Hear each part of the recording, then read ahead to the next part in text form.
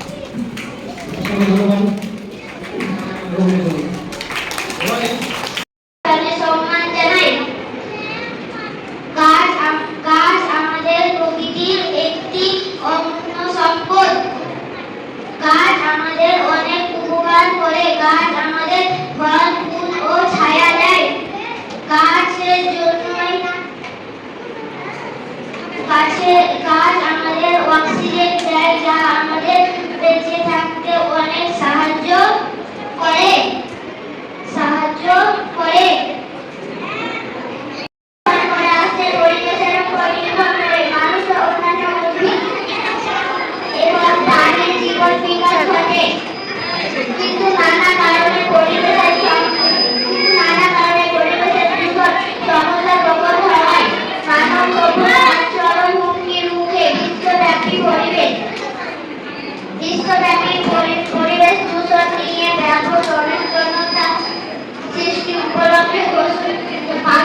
জাতিসংঘ 5ই জুন ঘোষণা করেছে বিশ্ব পরিবেশ দিবস।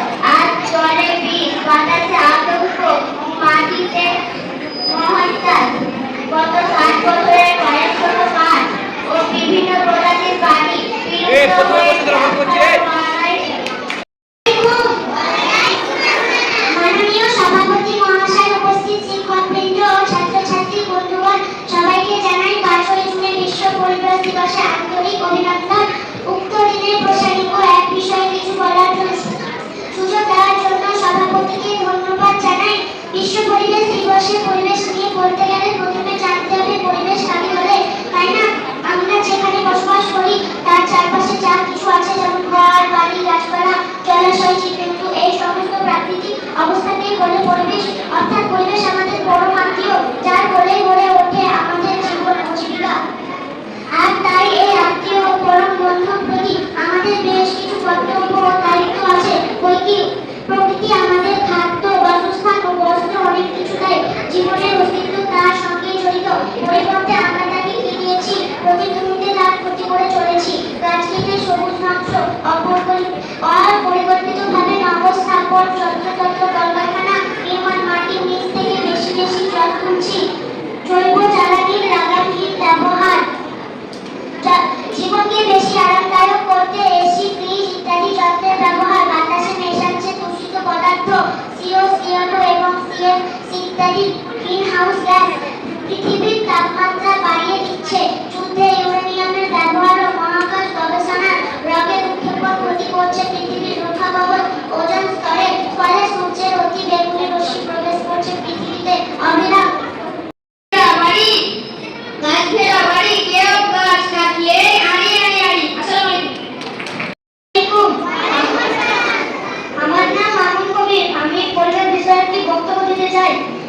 আমার প্রিয় শিক্ষক শিক্ষিকাকে সহপাঠী বৃন্দকে 72 সালে 5ই জুন প্রথম বিশ্ব পরিবেশ দিবস পালিত হয়। পরিবেশ রক্ষা ও সংরক্ষণের জন্য এই দিবসটি পালিত হয়। দূষিত নদী, গাছ কাটা, অতিরিক্ত ধোঁয়া কমিয়ে পরিবেশ বাঁচানো যায়। রিসাইক্লিং পরিবেশ বাঁচানোর একটি ভালো উপায়। বাতাস, পানি, গাছপালা ছাড়া জীবন অসম্ভব। সবাইকে বেশি করে গাছ লাগাতে হবে। বর্তমানে পরিবেশের তাপমাত্রা যেভাবে বেড়ে চলেছে তার একমাত্র কারণ হলো গাছ কাটা। তাই আমাদের বেশি করে গাছ লাগিয়ে পরিবেশকে রক্ষা করতে হবে। ধন্যবাদ। সম্বন্ধে কিছু বক্তব্য দিতে চাই। উপস্থিত সম্মানিত অতিবৃন্দ, শহরের তিনটি পরিবেশগত সমস্যা নিয়ে বিশ্বের জন্য একত্রিত হওয়ার একটি সুযোগ। 1972 সালে দিবসটি প্রথম অনুষ্ঠিত হয় এবং এরপর থেকে প্রতি বছর দিনটি আলাদা আলাদা শহরে ভিন্ন ভিন্ন প্রতিপক্ষে বিষয় নিয়ে পালিত হচ্ছে। 2024 সালে বিশ্ব পরিবেশ দিবসটি সৌদি আরব, the kingdom of Saudi Arabia দ্বারা আয়োজিত হচ্ছে এবং এই আমার নাম ফিরোজ আলম। আমি পরিবেশ দিবস সম্পর্কে একটি স্পিচ দেব। বিশ্ব পরিবেশ দিবস প্রতি বছর 5ই জুন পালিত হয়। সারা বিশ্ব 1972 সালে 5ই জুন জাতিসংঘ কর্তৃক বিশ্ব পরিবেশ দিবস হিসাবে প্রথম পরিবেশ দিবস পালিত হয়। পরিবেশ রক্ষা ও সংরক্ষণের জন্য এই দিবসটি পালিত হয়। এই দিনটি পালনের উদ্দেশ্য হলো মানুষ দ্বারা পরিবেশ দূষণ হারকে কমানো ও পৃথিবীর ভারসাম্য রক্ষা করা। আসসালামু আলাইকুম।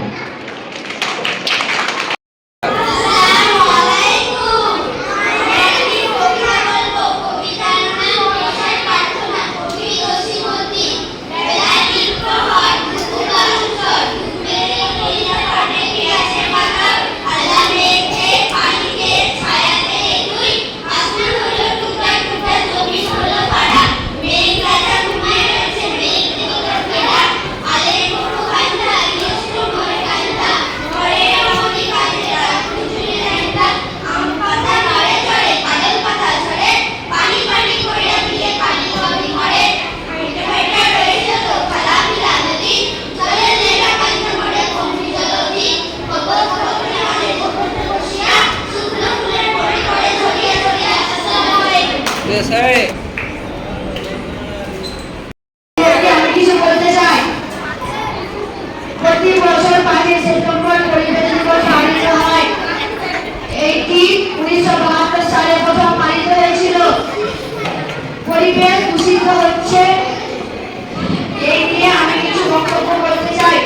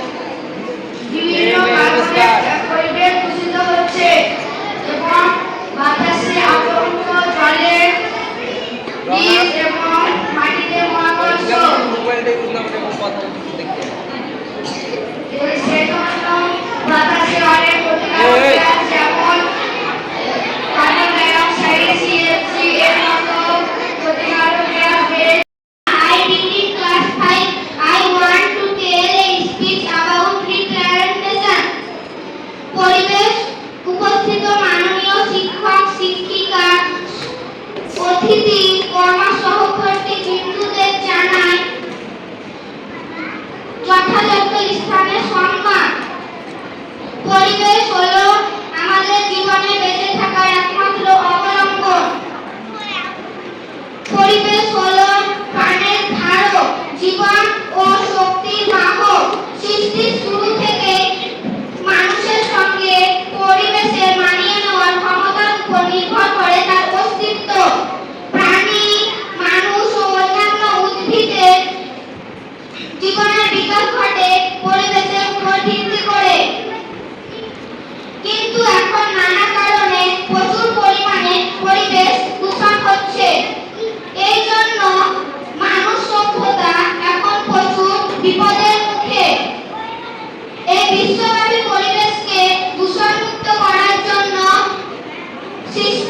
সচেতনতা সৃষ্টির লক্ষ্যে জাতিসংঘ 5ই জুনকে ঘোষণা করেছে পরিবেশ দিবস হিসাবে। জলে বিষ, বাতাসে আতঙ্ক, মাটিতে মহাত্রাস। গত 60 বছর ধরে কয়েক শতরও বেশি এবং অন্যান্য প্রজাতির প্রাণী বিলুপ্ত হয়েছে। পরিবেশে বেড়ে চলেছে carbon die oxide, CFC, methane এর মতো নানা মারাত্মক গ্যাস। এর জন্য আমাদের প্রয়োজন শিক্ষা, বৈজ্ঞানিক মানসিকতা ও সচেতনতা।